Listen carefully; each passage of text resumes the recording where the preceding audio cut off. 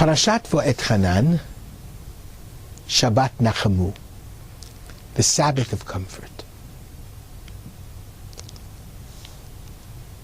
Nachamu, Nachamu Ami, comfort you, O comfort you, my people.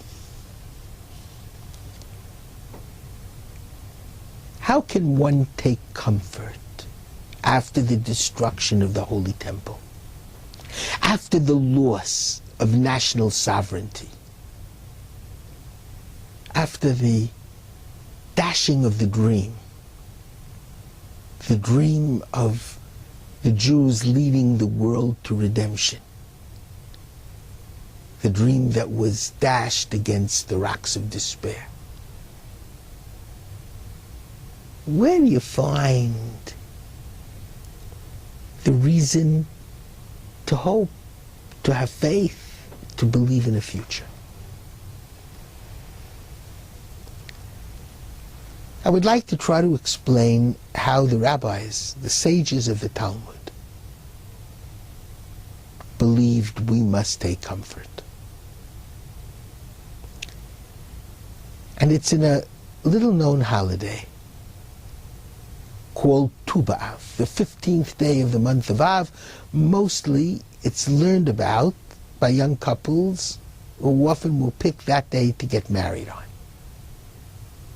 And that's because of the very last Mishnah in the tractate Ta'anit. Lo hayu yamim tovim li Yisrael ki Tu B'Av u'ki Yom HaKippurim. There were no better days, better yamim tovim, better holidays than the 15th day of the month of Av, Tu B'Av, and Yom Kippur. Because on these days, the young girls of Jerusalem would come out to the vineyards and they would dance. And they would approach the young men. Sano alecha bachur. Raise now your eyes, young man, and look at our beauty. But don't pay attention only to our beauty. Pay attention also to the families from whom we come. Pay attention also to the work of our hands, our capabilities in other areas. But choose one of us and marry one of us. That was the holiday of Chemisha Asar B'Av, of Tu B'Av, a kind of Talmudic Jewish Sadie Hawkins Day. And I always picture in my mind's eye, I have a number of very important yeshivot in Israel.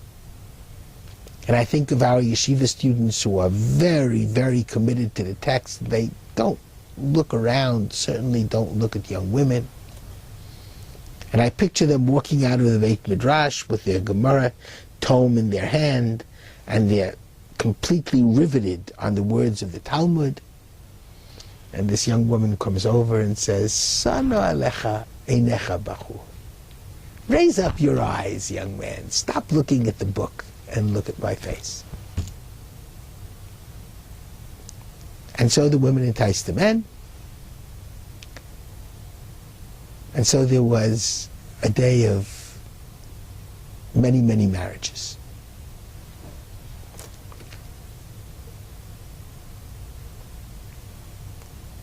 Why has this become a holiday? What caused it to be a holiday?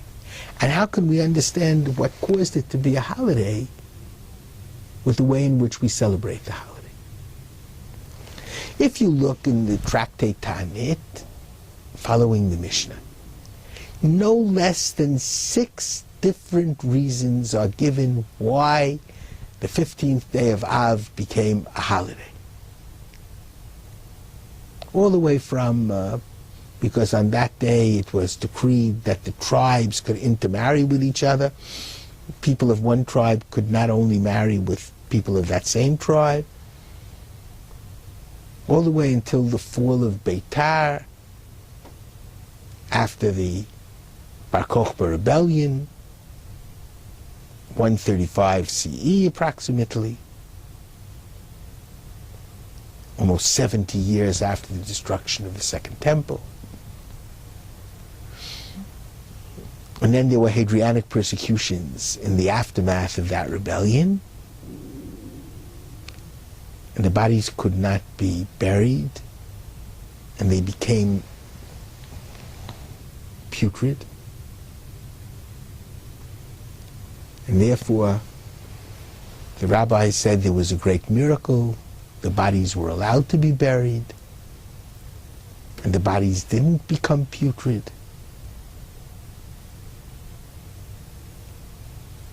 And because of that miracle, we fast on, we rejoice on Tu B'Av. And there are 4 other reasons likewise, given similar to these. But you know, we know something very interesting in our religious tradition. Whenever there's more than one answer, it means that neither answer is truly satisfactory. So I would like to add a reason. And it will fit with everything we know about celebrating the day.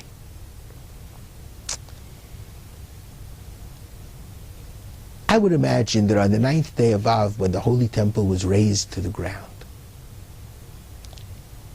great masses of Kohen priests, of Levites, of Israelites were murdered by the Romans.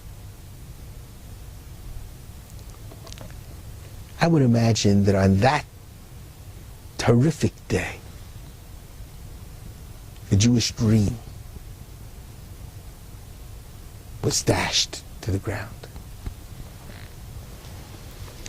And I would imagine, if I were going to write a modern-day midrash, that on that day of Tisha B'Av,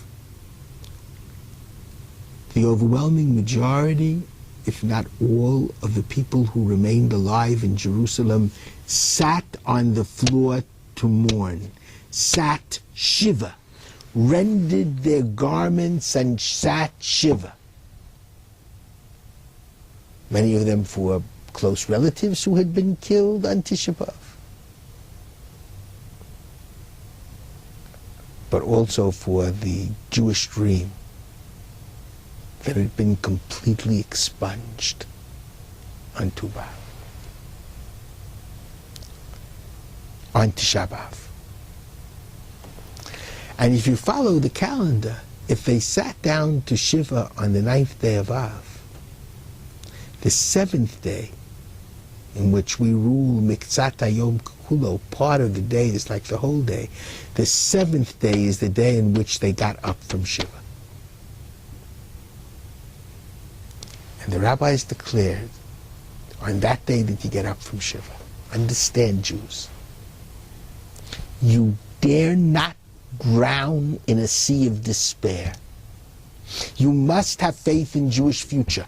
You must understand that the Jewish people has a covenant with God, and God does not repent of his covenants.